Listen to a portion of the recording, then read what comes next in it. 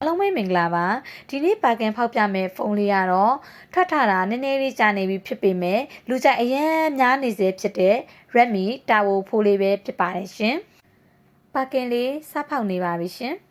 Tavo ဖိုးလေးရဆိုရင် plastic frame plastic body ကိုတုံးထားပေမဲ့အရင်နှစ်ကထွက်ထားတဲ့ Tavo 3ထက်တော့ quality ပိုကောင်းပါတယ် Xiaomi ဘက်ကတော့ရေးစိမ်ခံတယ်လို့ကြေညာထားပါတယ်အမကန်တော့ပေးမထားပါဘူးရှင်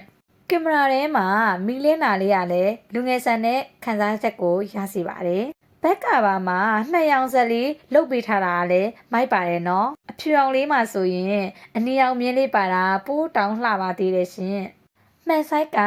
6.67 လက်မရှိပါတယ်။ 1.5K AMOLED display 120 refresh rate ကိုသုံးပေးထားပါတယ်ရှင်။ဘေးဘက်ဆယ်တွေကလည်းတော်တော်လေးပါသွားပါတယ်။ Android 15ကိုအခြေခံထားတဲ့ HyperOS 2 နဲ့လာပါတယ်။ Basic Google Service ပါတော့ Google နဲ့ပတ်သက်တာအကုန်အဆင်ပြေပါတယ်။ SoC ကတော့ Dimensity 8400 Ultra ကိုသုံးပေးထားပါတယ်။ Tavo 3မှာသုံးထားတဲ့ Snapdragon 8X Gen 3ထက်နည်းနည်းလေးပိုကောင်းပါတယ်။ဆက်ရက်လေးလုပ်နေတာပါ။ကင်မရာမှာဆိုလဲကြောဘက်မှာနှလုံးစက်ဖီတစ်လုံးပါပါတယ်။ကြောဘက်ကင်မရာနှလုံးက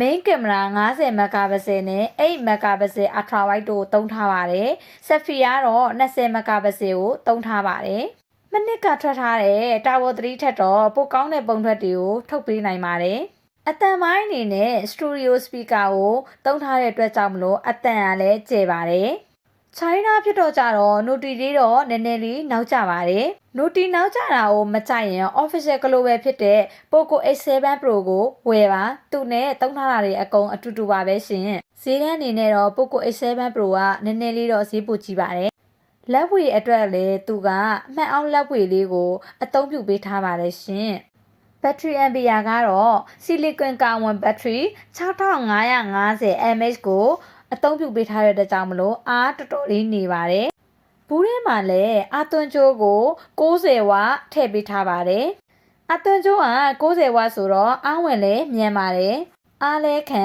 အားလဲမြန်ပါတယ်ရှင်။ဘူးထဲမှာစင်းပင်လေးလည်းပါပါတယ်။ကာဘာလေးလည်းထည့်ပေးထားပါတယ်။ကာဘာလေးကဆီလီကွန်ကာဘာအမဲရောင်လေးကိုထည့်ပေးထားတာပါရှင်။ဈေးရလည်း10သိန်းကျော်ဝန်းကျင်ပဲရှိပါတယ်ရှင်။ဈေး10သိန်းကျော်ဝန်းကျင်မှာ price to performance ကောင်းကောင်းနဲ့တန်တယ်လို့တော့ညီမထင်ပါတယ်။ညီမကတော့10သိန်းကျော်ဝန်းကျင်မှာသူ့ထက် price to performance ကောင်းတဲ့ဖုန်းရှိမယ်လို့မထင်တော့ဘူး။မိတ်ဆွေတို့ရောဘယ်လိုထင်ပါသလဲ။မတ်ပေးခဲ့ကြပါအောင်ရှင်။ညီမရဲ့ဗီဒီယိုကိုအဆုံးထိကြည့်ပေးတဲ့အတွက်ကြောင့်မလို့ကျေးဇူးတင်ပါတယ်ရှင်။